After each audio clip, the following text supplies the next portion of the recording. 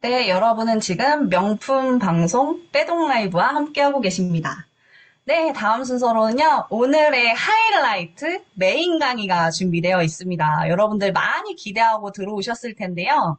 오늘 메인 강의는요, 여러분, 이건 진짜 어디 가서도 들어보실 수 없는 아주 알토란 같은, 네, 알쓸신잡. 알아두면 아주 쓸데있는, 네, 신박한 지식입니다. 우리가 어쨌든 지금 빼독을 하러 들어오셨고, 뭐 살이 찌는 이유, 우리 몸에 독소가 쌓이는 이유, 뭐 가지가지 굉장히 많습니다. 근데 요즘 화두가 되고 있는 주요 그 원인이 있어요. 바로 인슐린에 대해서 이야기를 해볼 건데요. 인슐린은 뭐 당뇨 이런 것들을 뭐 이제 그런 질병을 이야기할 때 많이들 들어보셨던 단어이실 텐데 도대체 인슐린이 뭔지 그리고 인슐린 때문에 왜 우리가 비만해지고 병드는지에 대해서 아주 쉽고 간단하게 명료하게 우리 설명해 주실 강사님께서 준비하고 계십니다. 우리 강사님의 전직은요, 무려 간호 경력이 15년 이상이 되십니다. 그렇기 때문에 우리 위드에시에서 의학 박사로 불리우는 저희 박미성 쌤을 모셔보고 강의를 들어보도록 하겠는데요. 혹시 지금 책상 앞에 필기도구 다 놓여져 계신가요? 네. 꼭꼭꼭꼭 지참하셔서 필기하시면서 들어보시면 좋을 것 같습니다. 위드에시의 브레인 미성쌤 나와주세요.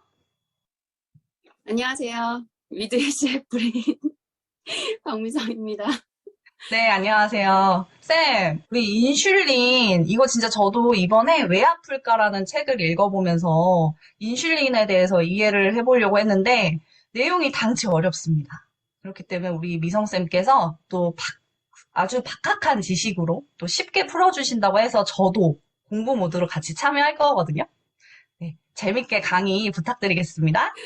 네, 인슐린 너무 어렵죠. 저도 왜 아플까 책을 읽으면서, 이거 일반인들 읽기는 굉장히 조금 힘들 수도 있겠다. 너무 복잡하고 너무 자세한 내용이라 이걸 좀 쉽게 인슐린 저항성 파헤치기 제가 오늘 제대로 한번 해보도록 하겠습니다. 자, 화면 공유하고 시작하도록 할게요. 네, 마구마구 파헤쳐 주셨으면 좋겠습니다.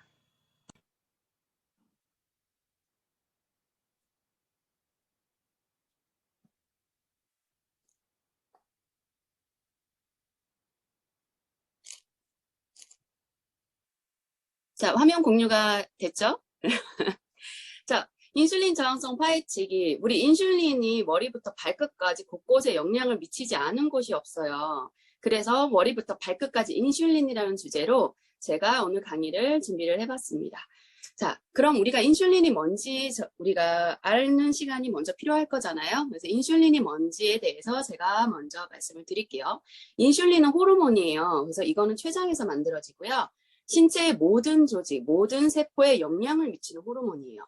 근데 보통 호르몬이라고 하면은 거의 단독으로 움직이는 게 호르몬이거든요. 갑상선 호르몬, 갑상선에서만 움직이고요. 렙틴, 그렐린, 배고프고 식욕을 억제하는 뭐 그런 호르몬.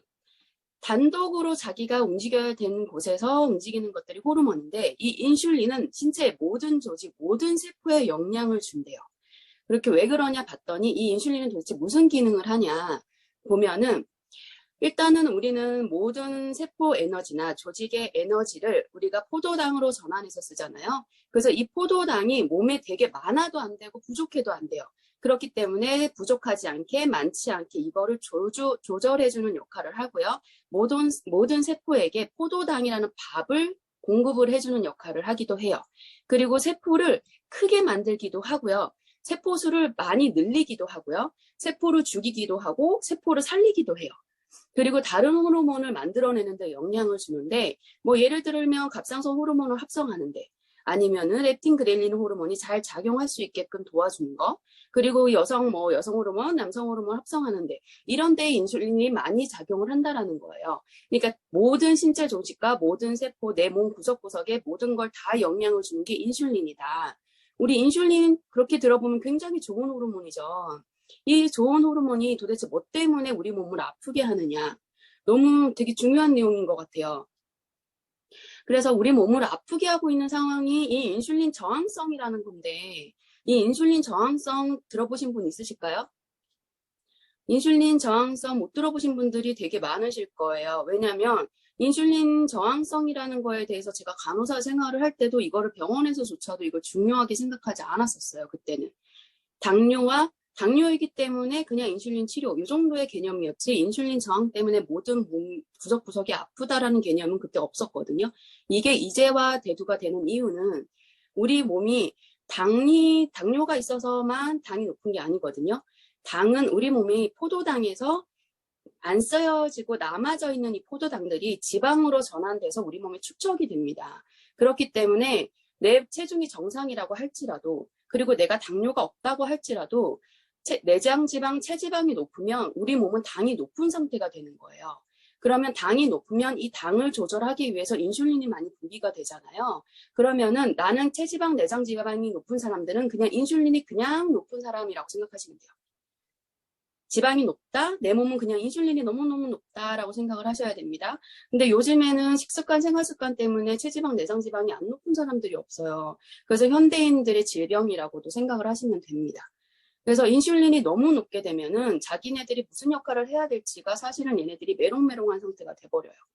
내가 어디 가서 무슨 역할을 해야 되지? 아, 얘는 너무 많으니까 제가 저기 가서 저 역할을 하니까 나는 그냥 좀 쉬어야지. 뭐 이런 역할들. 아니면은 인슐린이 원래 하는 역할들을 너무 과도하게 한다던가 이런 문제들을 일으키는 게 인슐린 저항성이라고 생각을 하시면 돼요.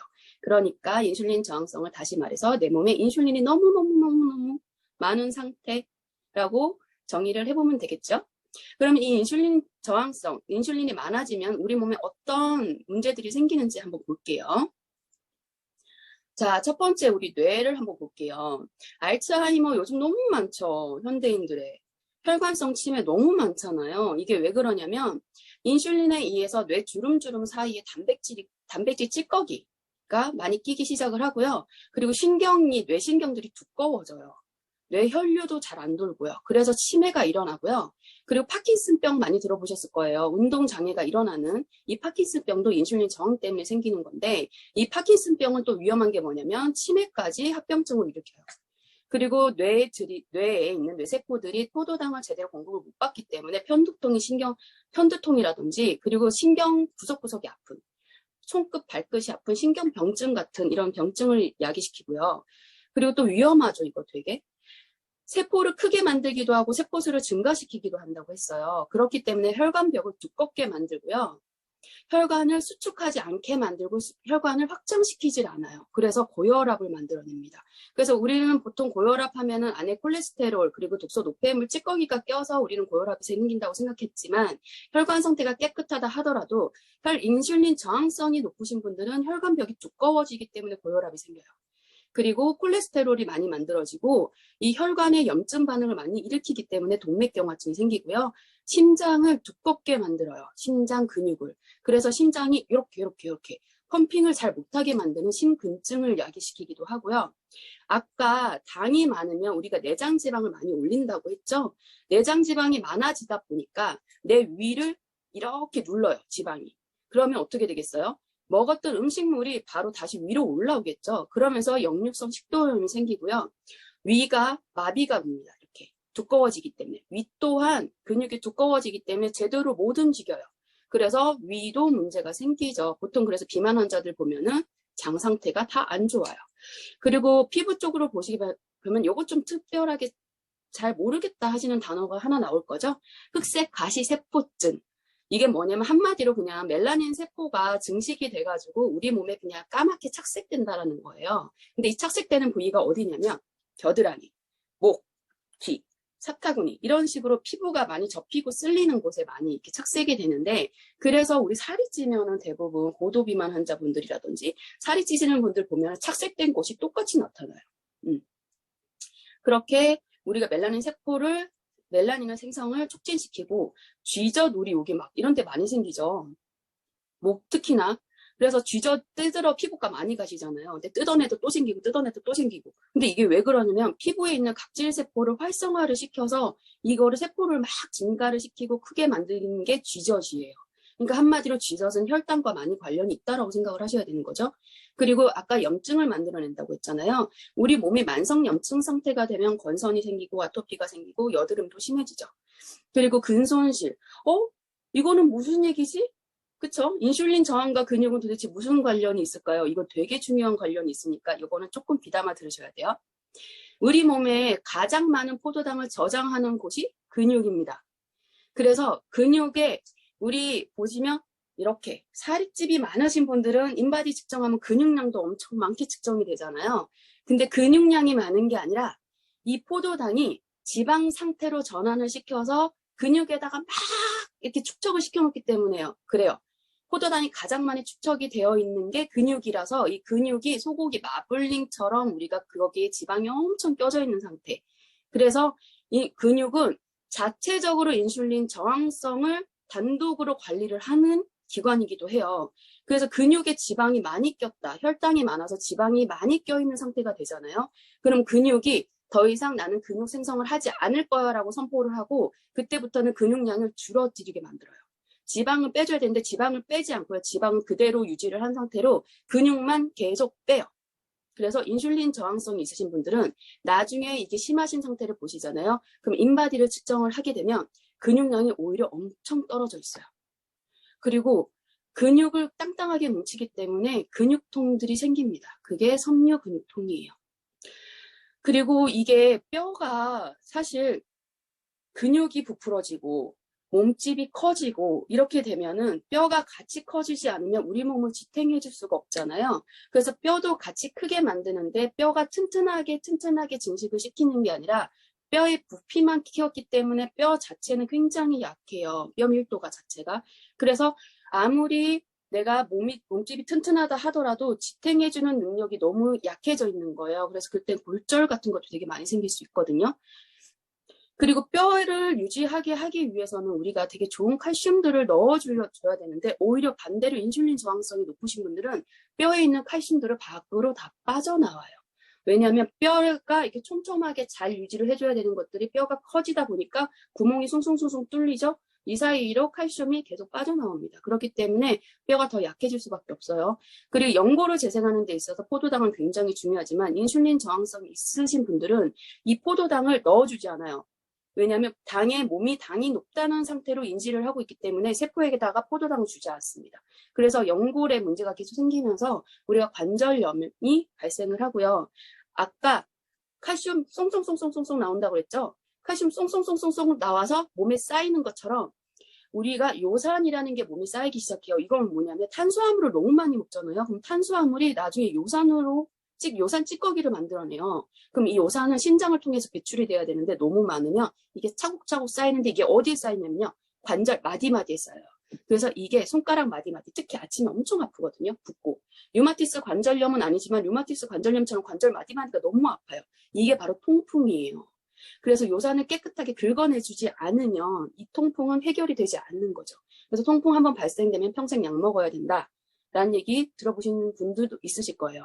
이게 다 인슐린 저항성과 관련이 되어 있다. 자, 그러면은 여기 반쪽을 제가 지금 설명을 드렸는데 나머지 반쪽을 한번 또 설명을 드리면 귀까지, 청력까지도 문제를 준대요. 인슐린 저항성이. 메니에르 병, 이거 우리 현대인들이 엄청 많이 가지고 생긴 병이에요. 이건 뭐냐면 귀에 림프액이 고여서 생기는 병이거든요. 그렇게 되면 현기증도 너무 심하고요. 이명도 생기고요. 이런 분들은 뭐 갑자기 토하기도 하고요. 두통에 일어나서 일상생활이 너무 불편해요. 메니에르 병은. 근데 이게 인슐린 저항 때문에 생겼다라는 거예요. 그리고 간에서 콜레스테롤을 합성을 시키거든요. 콜레스테롤은 사실상 우리가 나쁜 것만은 아니에요. 콜레스테롤이 있어야 우리가 혈관을 수축하고 이완하고 이런 부분이라든지 아니면 나쁜 찌꺼기를 녹여서 배출하고 이런 것들도 다 콜레스테롤을 관정을 하는데 이게 아까 말씀드렸듯이 몸에 포도당이 높아지면은 쓰이고 남은 것들을 다른 쪽에 다 분배를 시켜서 몸에 있는 포도당을 없애버려요. 그래서 근육에다 아까 축적을 시킨다고 했죠? 그리고 나머지 부분에도 다 축적을 시키기 시작해요. 그게 지방에다가 포도당을 축적을 시킵니다. 근데 포도당이 축적이 될 때 어떻게 전환이 된다고 그랬죠? 지방으로 전환이 된다고 그랬죠. 그러니까 탄수화물을 많이 먹고 당이 높아지면 지방간이 생기는 거예요. 그래서 우리 예전에는 술 많이 먹고 담배 피고 이러면 지방간이 생긴다라고 병원에서도 얘기를 했었어요. 이거 되게 무책임한 말이죠, 사실은. 탄수화물을 많이 먹고 특히나 한국인들은 탄수화물 식단을 굉장히 많이 하는 한국인 식단의 문화를 가진 사람들이기 때문에 지방간이 당연히 높을 수밖에 없어요. 근데 이거는 술을 안 먹어도 이렇게 높아지는 비알코올성 지방간이라고 하죠. 그리고 콜레스테롤을 이런 식으로 많이 만들어내잖아요. 간이 비정상적으로.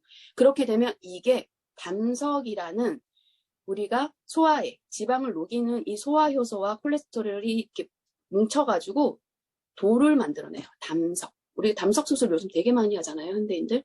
담석 수술이 사실은 제가 신규 간호사 때는 담석 수술이 그렇게 많지는 않았었어요. 그런데 연차가 쌓이면 쌓일수록 저도 간호사 생활을 하면 할수록 담석 수술이 너무너무 많아요. 그래서 뭐 하루에 담석 수술만 4개, 5개씩 할 때도 있었어요. 그 정도로 개수가 점점 많아지고 지금 담낭 없으신 분들 정말 많을걸요. 맹장 없으신 분들이 많은 것처럼. 지금 그렇게 현대인들 질병에 거의 그냥 대중화되어 있는 질병처럼 여겨지게 됐죠, 요즘은 담석은. 그리고 신장결석, 신부전. 너무 무섭지 않나요, 신부전? 신장 한 번 망가지면 되돌려지지 않죠. 나중에 투석에다가 장기 이식까지도 가야 되는 되게 위험한 질병이기도 해요. 신장결석은 도대체 왜 생기느냐. 아까 말씀드렸듯이 뼈에서 칼슘이 나오잖아요. 근데 칼슘이 되게 위험한 게 뭐냐면 뼈를 구성하기 위해서 들어간 칼슘은 뼈에만 있어야 돼요. 뼈 밖으로 나오는 순간 이 칼슘은 악성 칼슘으로 변하면서 혈관벽에 달라붙어서 혈관을 딱딱하게 만들고요. 신장 속에 쌓이면서 신장에 돌을 만들어내기 시작해요. 그래서 신장결석, 칼슘하고 굉장히 연관이 되어 있죠. 그래서 인슐린 저항성이 높으면 신장결석도 일어나고요. 그리고 신부전. 우리가 신장의 해독 기능이라든지 신장에 굉장히 과부하담을 주기 때문에 신장 기능이 떨어지기 시작을 하면서 신부전까지도 갈 수가 있습니다. 그리고 암. 아까 우리 인슐린 저항성이 세포를 크게 만들고 세포를 증식시킨다고 말씀드렸죠. 암세포의 가장 큰 먹이는 포도당이에요. 근데 우리 몸에 지금 포도당이 굉장히 많은 상태에서 인슐린까지 같이 많으니까 이 암세포가 활성화되기 시작하는 거예요. 정상인들도 암세포는 다 가지고 있어요. 근데 이거를 문제가 되게끔 전환이 되느냐 아니면은 그냥 건강한 내 세포가 암세포를 관리를 해주느냐의 차이거든요. 근데 인슐린 저항성이 생기고 당이 높아진 상태가 되면 이 암세포를 정상세포가 관리를 못 해줘요. 그렇기 때문에 이 암세포가 나를 망가뜨리는 이제 질환으로 변질이 되기 시작을 하면서 이 인슐린이 이 암세포를 엄청 증식을 시키고요. 암세포를 엄청 크게 만들어요. 그래서 유방암, 전립선암, 대장암 대표적으로 이런 것들이 많아지게 되는 거죠. 우리가 유방암, 전립선암 이거 생식기암이잖아요. 왜 하필 생식기암이 되게 많아질까? 이거는 제가 뒤쪽으로 가서 정말 중점적으로 한 번 더 다뤄드릴 거예요. 그리고 비만. 이것도 중요한 부분이기 때문에 제가 뒤로 가서 한 번 더 설명을 드리도록 하겠습니다. 자, 비만과 생식기 쪽으로 제가 더 포커싱을 잡았던 이유는 이런 이유 때문이에요. 비만도 질병이다. 비만이 질병군으로 묶인 지는 사실상 10년 조금밖에 안 돼요. 그전에는 우리는 비만을 질병이라고 인식하지 않았어요. 우리나라에서는. 그래서 제가 간호사 초창기 때 2, 3년 차 때만 하더라도 비만은 질병이 아니었습니다. 그때 제가 비만 연구를 하고 있었음에도 불구하고 그때는 비만은 질병이 아니었어요. 왜냐하면 이게 밝혀졌기 때문이에요. 아까 포도당이 지방으로 전환되어 저장된다고 했잖아요. 근육에 저장을 시키고 간에 저장을 시키고 다른 장기에도 저장을 시켜요. 그러면은 나머지 그럼 지방을 가장 어디다가 또 저장을 시켜야 될까요? 이거는 지방세포에다 저장을 시키기 시작을 하는데 우리는 태어날 때 지방세포의 수도 정해져 있고요. 지방세포의 크기도 정해져 있어요. 그런데 포도당이 지방으로 전환되기 때문에 이거를 저장할 공간을 찾다 보니까 지방세포 너가 좀 담당을 해봐라. 이렇게 인식을 해주고요. 그러면은 지방세포가 점점 커져요. 왜냐하면 저장을 계속 해줘야 되기 때문에 지평수를 늘려간다고 생각하시면 돼요. 그러면 지방세포가 점점 커지죠? 그럼 더 이상 지방세포가 커질 수 없는 단계까지 지방세포가 커진 거예요. 이게 비만인 상태거든요. 이 비만인 상태로 우리가 성인 비만, 대부분의 성인 비만이 지방세포가 커져 있는 상태라고 생각을 하시면 돼요. 근데 소아 비만 아이들, 그리고 고도 비만인 사람들이 진짜 위험한 게 뭐냐면 이 커져 있는 지방세포가 다시 많아지기 시작합니다. 세포수가 증식을 하기 시작을 해요. 왜냐하면 더 이상 저장을 할 수 없기 때문에 우리 몸에 있는 많은 포도당을 처리하기 위해서 세포를 더 많이 만들어내기 시작을 해요. 소아기에 있는 아이들, 청소년기에 있는 아이들은 성장을 하기 때문에 세포 분열이 굉장히 빠르거든요. 그렇기 때문에 이때 비만인 아이들은 세포 분열이 엄청 빨라지는 거예요. 그래서 이때 소아 비만을 겪은 아이들은 평생 대사질환의 위험성을 가져가야 되고요. 평생 비만이 해결되지 않는 상태로 가져가게 돼요. 저는 소아 비만이었어요. 소화 비만이었기 때문에 어떤 다이어트를 해도 다 성공을 했지만 결국은 다시 요요로 돌아갈 수밖에 없었다는 거. 왜? 지방세포가 커져 있고 이 비만세포의 수가 줄지 않았기 때문에 그랬던 거예요. 굉장히 위험하죠. 그리고 고도비만 이상의 비만이신 분들을 겪으신 분들이 표현하는 이유는 고도 비만이거나 초고도 비만이거나 다이어트를 성공해서 난 날씬해졌어. 그래서 이 몸을 잘 유지하고 있어. 그래서 난 비만이 아니야 라고 생각할 수 있지만 세포수가 커져 있고 이 세포수가 많아져 있고 세포가 커져 있는 이 상태는 계속 유지를 합니다. 우리 몸에서. 그렇기 때문에 조금만 관리가 안 되면 이 사람은 다시 고도 비만, 초고도 비만으로 돌아가요. 굉장히 위험하죠. 그러면은 우리가 이렇게 지방세포가 되게 많은데 여기 지방만 있을까요? 이 커져 있는 지평수 우리가 집이 되게 넓은 데로 가게 되면 가구도 채워놓고 가전제품도 채워놓고 평소에는 쓰지 않았던 홈시어터 막 이런 것들을 막 엄청 집을 막 채우잖아요. 그렇듯이 지방세포도 똑같아요. 지방세포 크기가 커졌기 때문에 이 안에 뭔가를 막 채워놓는단 말이에요. 거기서 염증 그리고 섬유화라는 거는 딱딱하게 만드는 거예요. 조직을 딱딱하게 만들어서 이거를 문제를 일으키지. 섬유화가 심해지면 암까지도 가거든요. 섬유화. 이런 안 좋은 물질들이 지방세포에 가득 차게 됩니다. 그렇기 때문에 비만은 만성염증 질환이에요. 왜냐하면 비만세포 자체에 염증이 가득 차 있기 때문에 굉장히 위험하죠. 그래서 우리는 비만을 치료라고 보셔야 됩니다. 비만은 단순히 살이 쪄 있는 개념이 아니에요. 그래서 아까도 말씀드렸듯이 당뇨가 있어서 인슐린을 많아진다 이 개념은 아닙니다. 그래서 마른 사람도 체지방, 내장지방이 높으면 우리는 인슐린 저항, 우리 몸이 인슐린이 많은 상태고요. 만성염증 상태고요. 우리는 치료를 필요로 하는 상태가 되어 있는 거예요. 그리고 제가 중요하게 연기는 바로 현대인의 질병, 난임입니다. 난임. 우리 난임 환자들이 너무너무 많아졌어요. 요즘 현대인들, 젊은 사람들 조기 폐경도 너무 많고요. 현대인들의 요즘 젊은 부부들이 아기를 못 가져서 지금 불임병원들이 완전 떼돈을 벌고 있죠. 근데 불임 치료가 사실은 별게 없습니다. 호르몬 치료가 다거든요. 왜 호르몬 치료가 다냐면 우리 여성들, 특히 여성들을 먼저 말씀드리자면 여성들은 보통 여성 호르몬만 사람들이 생각하지만 여자들은 남성 호르몬이 많아요. 여성 호르몬이 평소에 많은 게 아니고요. 남성 호르몬이 많습니다. 남성 호르몬 안드로겐이 우리가 생리 주기에 맞춰서 여성 호르몬으로 변환이 되는 거예요. 그래서 임신 준비를 하고 임신이 됐을 때 안드로겐, 남성 호르몬을 다 여성 호르몬으로 변환을 시켜서 쓰는데 이 인슐린 저항성이 높아지게 되잖아요. 그럼 이 남성 호르몬을 여성 호르몬으로 변환을 못 시키게 만들어요. 그러면은 남성 호르몬이 굉장히 높은 상태로 있기 때문에 난자가 배출이 안 되겠죠. 건강한 난자가 생성이 되지 않고요. 그게 배출이 되지 않고요. 생리가 일어나지 않아요. 그렇기 때문에 우리는 수정이 이루어지지 않겠죠, 당연히. 그리고 또 중요한 건 뭐냐면 생리를 안 해요. 왜냐하면 남성 호르몬이 많으니까 생리를 할 리가 없죠. 그리고 다낭성 난소 증후군이 우리 난임의 가장 주된 원인 질병 중에 하나인데 난소 안에 무록처럼 엄청 많은 물주머니들이 가득 찬 거예요. 왜? 인슐린 저항성이 세포수를 증가시키고 크게 만든다고 했잖아요. 그래서 안 좋은 무록 같은 거를 굉장히 많이 만들어내면서 난소 기능을 못하게 만들어내는 거죠. 이게 인슐린 저항성 때문에 생긴 것들이에요. 그래서 보통 이제 인슐린 저항성이 심한 분들은 이렇게 턱수염이 나기도 해요. 여자분들이. 남성 호르몬이 너무 높아서. 그런데 이렇게 인슐린 저항성이 높으신 상태에서 임신을 하시게 되면 굉장히 위험합니다. 여자들은 임신을 하게 되면 그냥 자연적인 현상이 뭐냐면 인슐린이 높아져요. 왜냐하면 아기도 키워야 되죠. 영양분도 많이 흡수를 해줘야 되죠. 그렇다 보니까 자연스럽게 인슐린이 높아지는데 출산하는 것과 동시에 다시 떨어지거든요. 근데 이게 다시 떨어지지 않고 이게 병적으로 변해버려요. 임신한 상태에서. 그게 바로 임신성 당뇨예요. 그래서 여자분들이 임신성 당뇨에 걸렸으면 이 사람들은 출산을 하고 나서도 이 당뇨병을 그대로 질환으로 변환이 되기 때문에 이 당뇨병, 우리 그냥 당뇨라고 하죠. 그냥 당뇨를 평생 가지고 가신다고 생각을 하시면 되세요.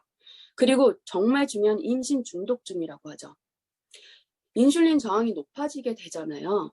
그러면은 우리 몸이 아까 정상적인 반응은 몸에서 인슐린 저항을 높이는 게 정상적인 반응이에요. 그거는 어쩔 수 없어요. 태아도 커가야 되고 태아를 먹여 살려야 되는 혈관도 만들어내야 되고 영양분도 축적을 시켜야 되기 때문에 그건 자연스럽게 우리가 인슐린이 올라가는 자연스러운 현상인데 이게 병적으로 발현되는 게 뭐냐면 이게 혈관이 만들어져야 되는 혈관들이 안 만들어지기 시작하면서 내 혈관에 문제를 일으키기 시작을 해요.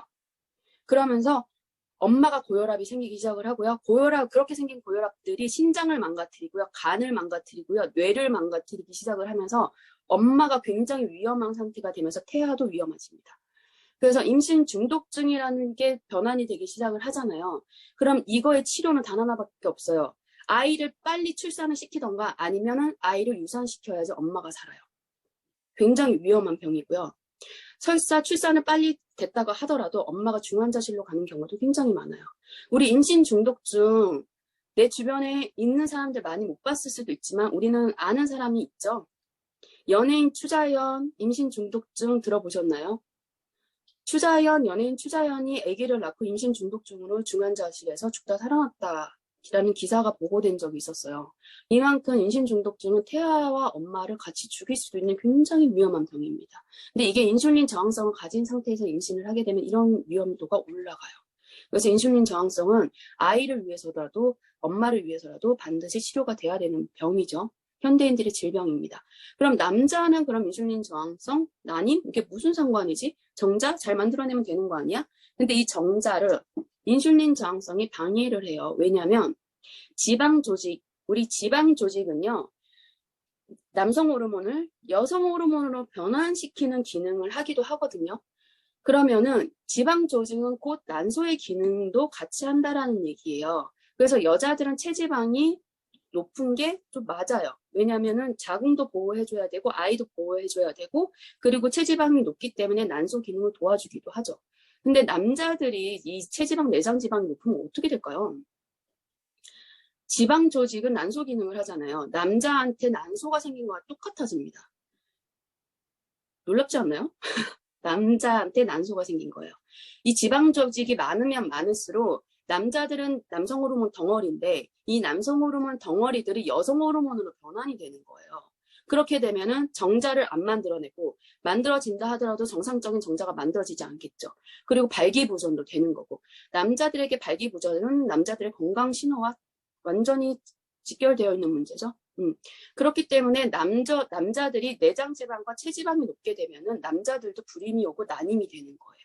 그래서 엄마와 아빠가 인슐린 저항성이 높은 상태로 어떻게 아기가 생겼어요. 아기가 생겨서 태어나게 되면 이게 아기들한테 대물림이 된다는 게 더 위험한 거예요. 뭐냐면 이렇게 태어나면 아이들은 과체중 상태로 태어나거나 저체중 상태로 태어나게 되는데 뭐가 됐든 이 아이들은 10대 이후에 비만으로 될 확률이 40% 이상 증가가 돼요. 이 아이들은 어릴 때부터 인슐린 저항을 가지고 살게 되는 겁니다. 근데 이 인슐린 저항이 되게 위험한 게 뭐냐면 아이들에게 인슐린 저항이 굉장히 높은 상태로 지속이 되잖아요. 그러면 성 호르몬을 활성화시켜요. 그 얘기는 뭐냐면 사춘기를 앞당긴다라는 얘기인 거예요. 여자들은 생리를 하게 되고 남자애들은 변성기가 오거나 수염을 나게 하거나. 근데 이게 성조숙증이라는 질병으로 야기가 된다라는 거죠. 보통 사춘기는 10대에 오잖아요. 근데 이 아이들은 4살이든 5살이든 6살이든 이때 사춘기가 오기 시작을 해요.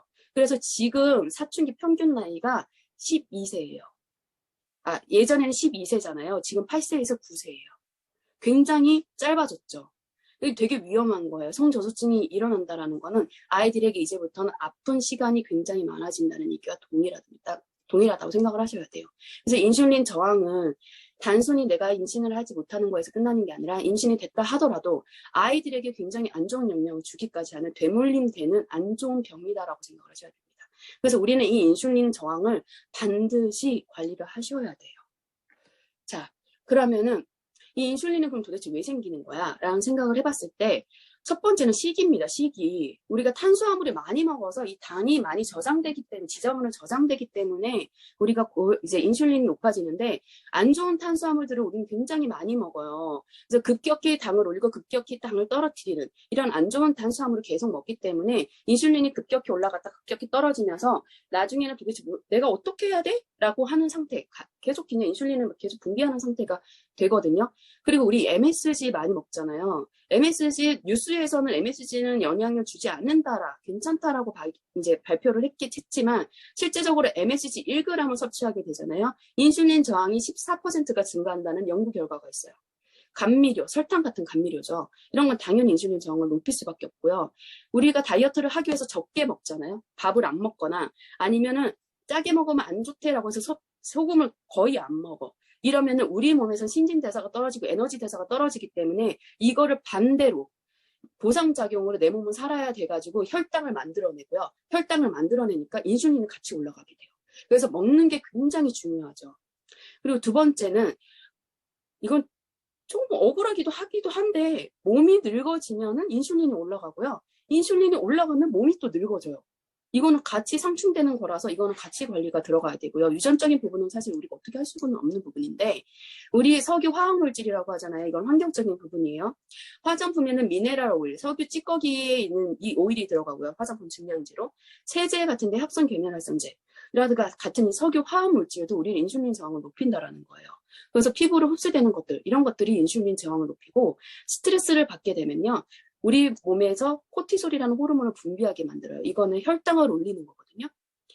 스트레스를 많이 받으면 받을수록 혈당을 올리기 때문에 먹는 거, 단 거를 더 땡기게 만들고요. 그렇게 먹게 되어 있는 것들이 다 지방으로 전환돼서 인슐린 저항을 또 높이게 되죠. 그리고 수면.